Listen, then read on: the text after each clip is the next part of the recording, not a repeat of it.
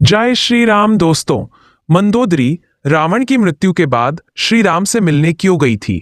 प्राचीन काल की लोक कथाओं आदि शिव पुराण की दंत कथाओं से लंकेश परिवार के रहस्यों और युद्धोत्तर घटनाओं को जोड़कर एक रहस्यमयी, रमणीय और आध्यात्मिक कथा के रूप में प्रस्तुत किया गया है।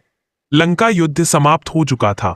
रणभूमि पर बिखरे रथों के टुकड़े, टूटे हुए आसन, जले हुए ध्वज और रक्त से भीगी मिट्टी इस महायुद्ध की गवाही दे रहे थे। रावण, लंका का महाबली राजा, जिसके तेज से देवता भी कांपते थे, अब निश्चेष्ट पड़ा था। विजय की घोषणा हो चुकी थी। श्री राम धर्म का ध्वज लेकर खड़े थे।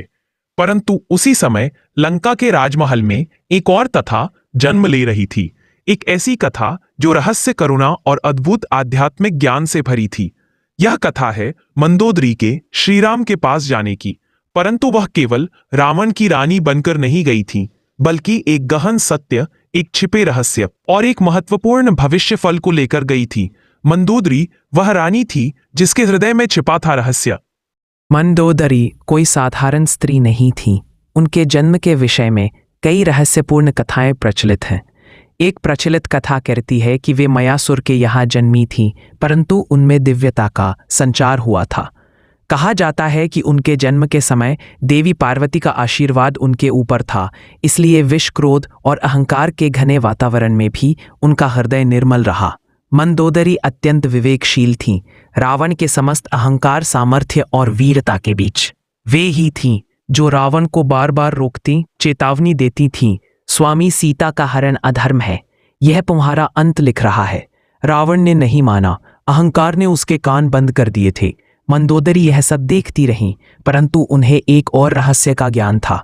रावण ने जिस स्त्री का हरण किया है वह साधारण स्त्री नहीं है, वह लक्ष्मी का अंश है। उसके पति विष्णु के अवतार हैं। मंदोदरी समझ चुकी थी कि यह महासंग्राम केवल मानवों का युद्ध नहीं, बल्कि दो शक्तियों का आध्यात्मिक संतुलन है। रावण के वध के बाद लंका में चीखे, शोक और निराशा का साम्राज्य था। परंतु उस रात मंदोदरी को नींद आने के बजाय भीतर शून्यता का भय हुआ। उसने गहरी रात में महल की ऊंची अटारियों से लंका को देखा। जली हुई नगरी, ध्वस्त राजमार्ग और रोती हुई प्रजा। उसी रात मंदोदरी को एक रहस्यमय स्वप्न आया।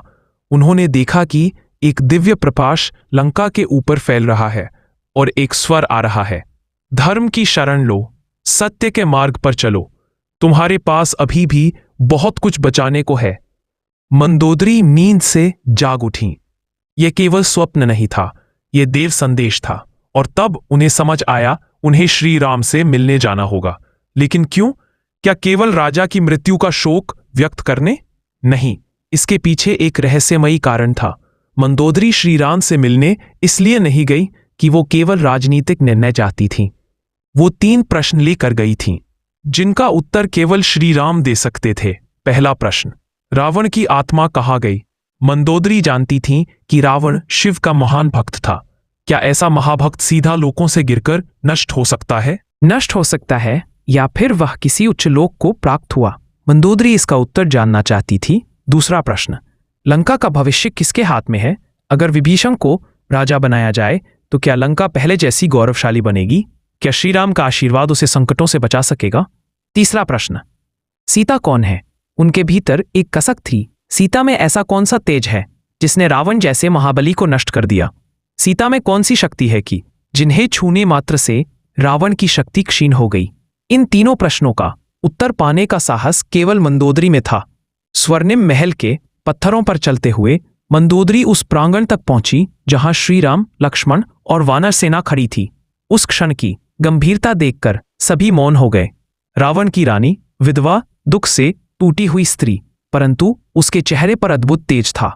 वह धीमे कदमों से राम के समीप पहुंची और बोली, मर्यादा पुरुषोत्तम, मैं अपनी हार लेकर नहीं आई, मैं सत्य की खोज में आई हूं।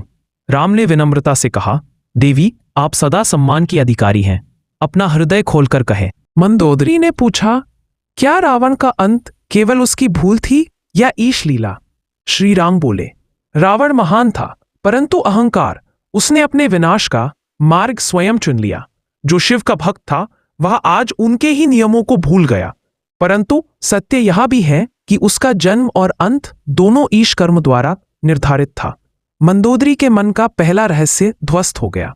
उन्होंने समझा रावण का अंत दंड नहीं बल्कि लीला थी। फिर मंदोदरी ने दूसरा रहस्य पूछ, लंका का भविष्य किसके हाथ में सुरक्षित है? राम मुस्कुराए, विभीषण धर्म का मार्ग जानते हैं। धर्म जहां है वही विजय है, वही समृद्धि है।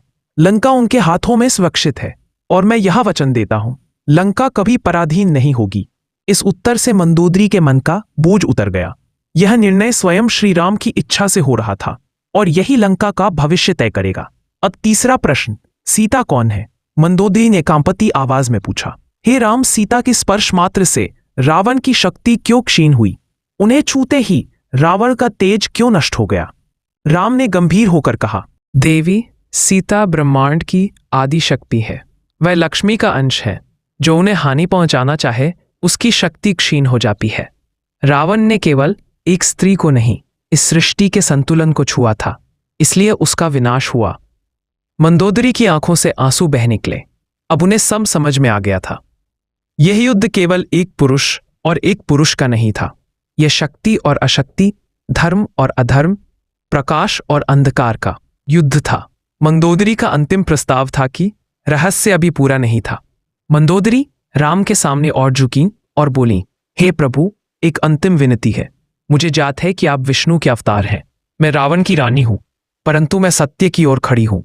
मैं रावण के दाह संस्कार के समय आपका स्मरण चाहती हूं, क्योंकि उसकी आत्मा तभी शांति पाएगी। राम ने तुरंत स्वीकार किया और बोले, देवी, शत्रु के प्रति भी करुणा रखना ही धर्म है।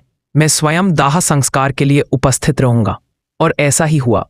राम ने रावण के अंतिम संस्कार के समय अग्नि को सम्मानपूर्वक नमन किया।